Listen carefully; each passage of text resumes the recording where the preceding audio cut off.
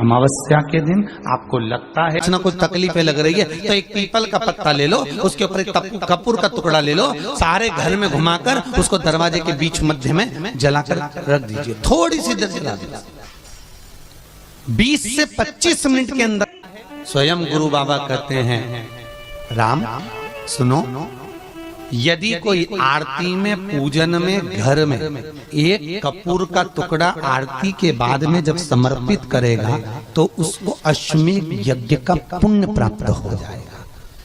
अश्वमेध यज्ञ के पुण्य को पाने के लिए कपूर का टुकड़ा आज भी आरती में जलाया जाएगा,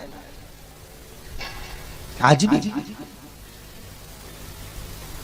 एक कपूर का टुकड़ा सुख का, इसीलिए हमारे यहाँ शास्त्र कहता है महाराज, जब आपको घर में अगर ऐसा लगने लगे कि 15 दिन से बहुत बेचैनी है, बहुत दुख तकलीफ लग रही है, कोई ना कोई बीमार पड़ रहा है, कुछ ना कुछ तकलीफें लग रही है, तो एक पीपल का पत्ता ले लो, उसके ऊपर एक कपूर का टुकड़ा ले लो, सारे घर में घुमाकर उसको दरवाजे के बीच मध्य में जलाकर रख दीजिए, थोड़ी सी देर जला दीजिए। 20 से 25 मिनट के अंदर मकान में एनर्जी वापस आ जाएगी, उस भवन में एनर्जी वापस प्राप्त हो जाएगी। अमावस्या के दिन आपको लगता है कि हमारे पूर्वजों का उद्धार नहीं हुआ, हमारे पूर्वजों का कल्याण नहीं हुआ, कहीं अधोगति में कोई चला गया है, उसका बस एक बार, रोज नहीं जरूरत है, प्रतिदिन जरूरत ही नहीं,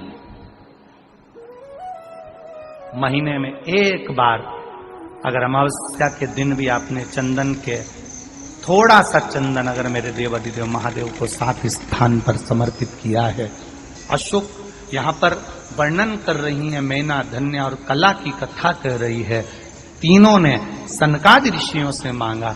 चंदन भगवान को अति प्रिय होता है और चंदन ही एक ऐसा होता है जो पितरों को भी प्रिय होता है, जिसका स्पर्श मात्र लगने से पूर्वजों का कल्याण हो जाता है, वो चंदन है।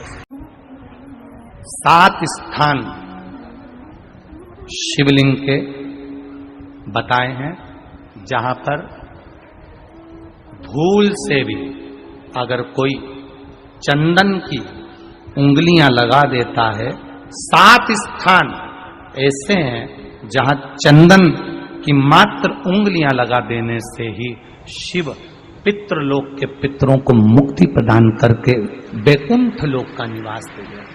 7 स्थान।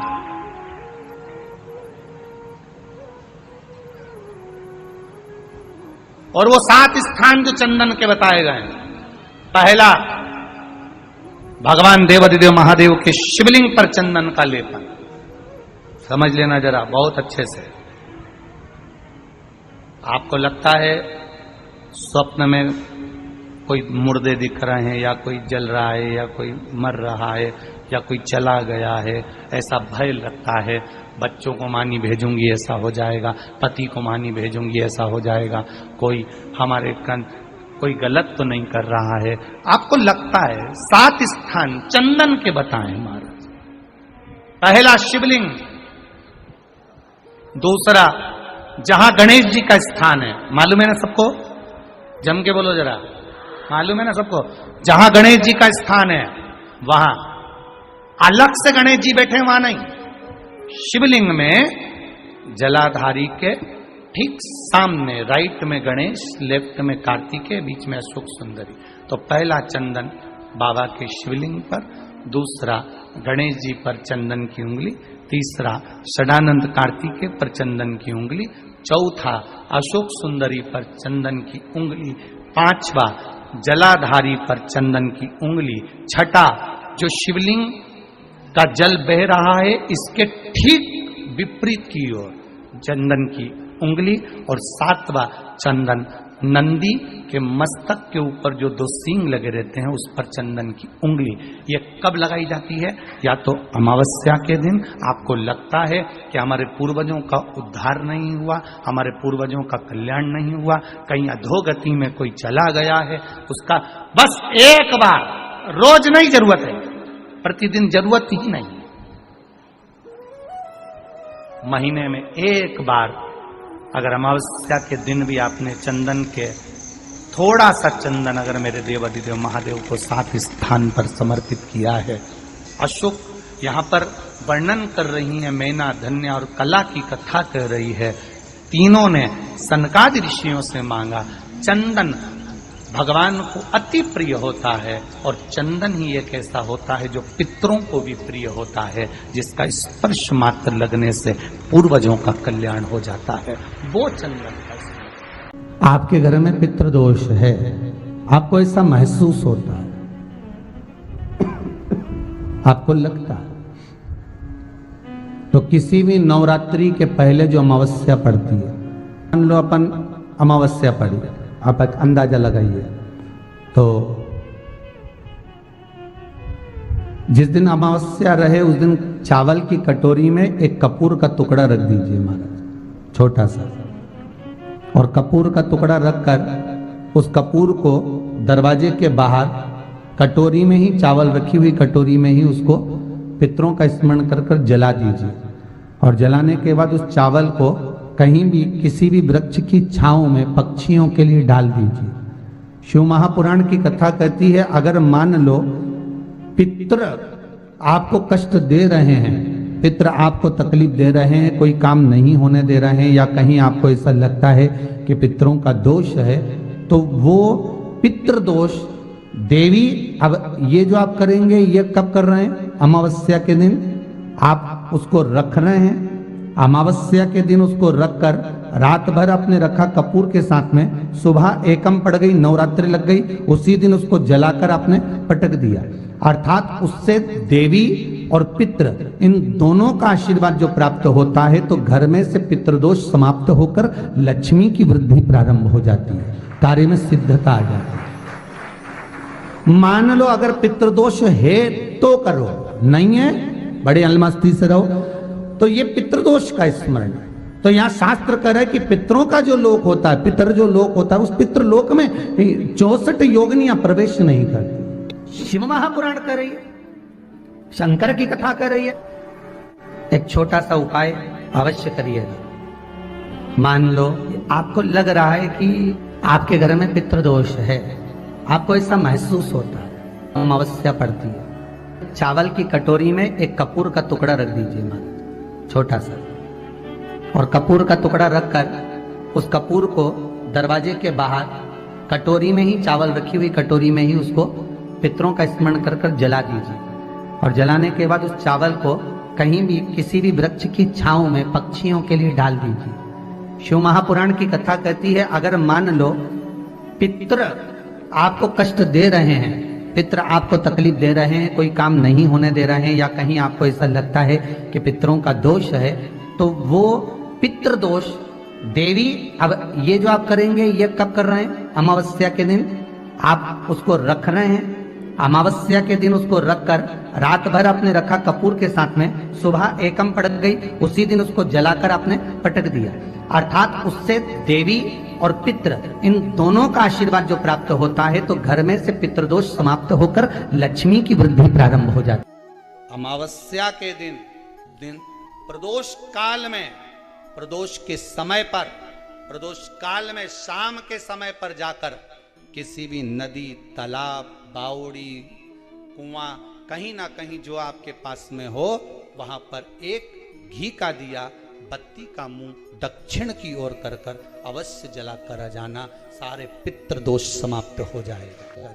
अगर नदी, तालाब, बावड़ी, कुआं नहीं है तो पीपल का वृक्ष हो या बेलपत्री का वृक्ष हो या बट का वृक्ष हो, उसके नीचे लगा दो प्रदोष काल में। पर अमावस्या के दिन लगाएं जरूर। क्यों? क्योंकि अमावस्या 16 दिन तक पितृ मृत्यु लोक में आने के बाद में भोजन ग्रहण करते हैं। अमावस्या के दिन पितृ शाम के समय प्रदोष काल में शंकर भगवान का नाम जाप कर कर नदी, तालाब, बावड़ी पर पानी पीने जाते हैं। वहां से जल का आचमन कर कर पितृ अपने लोक को चले जाते हैं प्रदोष काल के समय पर। इसलिए प्रदोष काल में जलाशय के पास में बावड़ी, कुआं, नदी, तालाब के किनारे पर दिया लगाया जाता है दक्षिण की ओर मुख कर कर बत्ती का, तो पितृ आशीर्वाद देते हुए जाते हैं कि फलो फूलो, आगे बढ़ो, उन्नति करो, तरक्की करो। ये पितरों का आशीर्वाद रहता है, पितरों का वर रहता है। आप देंगे, कुछ करा ना करा, फिर अमावस्या के दिन उस दिन दिया दक्षिण की ओर बाती का मुख कर कर। 7 स्थान ऐसे हैं जहां चंदन की मात्र उंगलियां लगा देने से ही शिव पितृलोक के पितरों को मुक्ति प्रदान करके वैकुंठ लोक का निवास दे रहे। 7 स्थान, और वो 7 स्थान जो चंदन के बताए गए, पहला भगवान देवाधिदेव महादेव के शिवलिंग पर चंदन का लेपन। समझ लेना जरा बहुत अच्छे से। आपको लगता है स्वप्न में कोई मुर्दे दिख रहे हैं, या कोई जल रहा है, या कोई मर रहा है, या कोई चला गया है, ऐसा भय लगता है।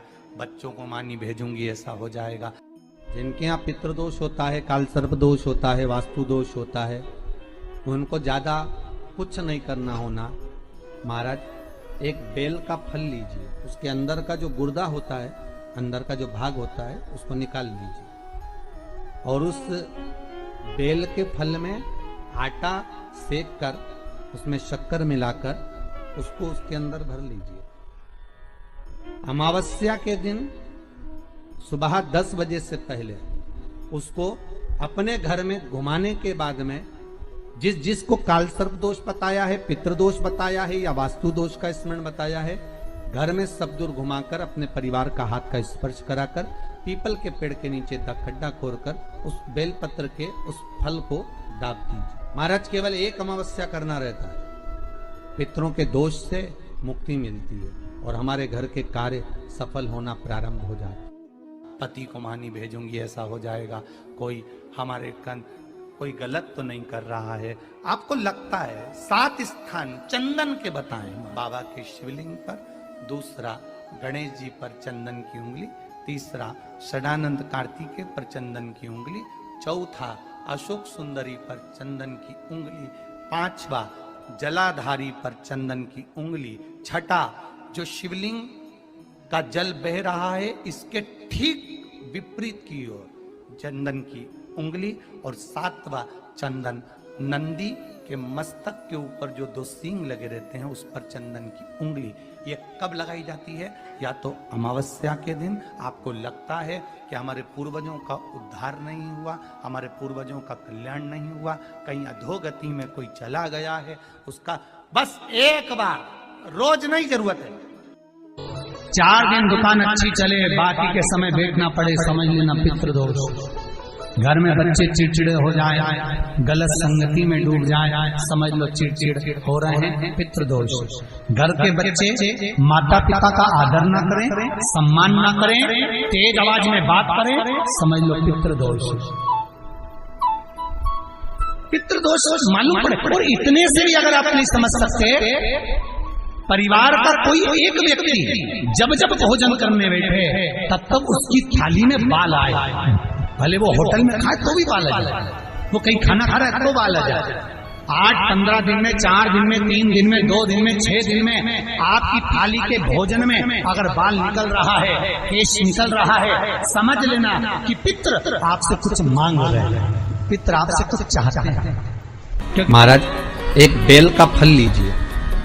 क्या लेना है? बेल का फल, बेलपत्री का जो फल होता है उसको ले लो, उसके अंदर का जो गुर्दा होता है, अंदर का जो भाग होता है, उसको निकाल लीजिए और उस बेल के फल में आटा सेक कर उसमें शक्कर मिलाकर उसको के अंदर भर लीजिए। अमावस्या के दिन सुबह 10 बजे से पहले उस बेल फल में जिसमें तुमने पंजेरी भरी है, आटा सेक कर भरा है शक्कर के साथ में, उसको अपने घर में घुमाने के बाद में जिसको काल सर्प दोष बताया है, पितृदोष बताया है, या वास्तु दोष का स्मरण बताया है, घर में सब दूर घुमाकर अपने परिवार का हाथ का स्पर्श कराकर पीपल के पेड़ के नीचे तक खड्डा खोदकर उस बेलपत्र के उस फल को दाब दीजिए। महाराज केवल एक अमावस्या करना रहता है, पितरों के दोष से मुक्ति मिलती है और हमारे घर के कार्य सफल होना प्रारंभ हो जाते हैं। कार्य की सफलता होती है, कार्य में सफलता प्राप्त होने लगती है।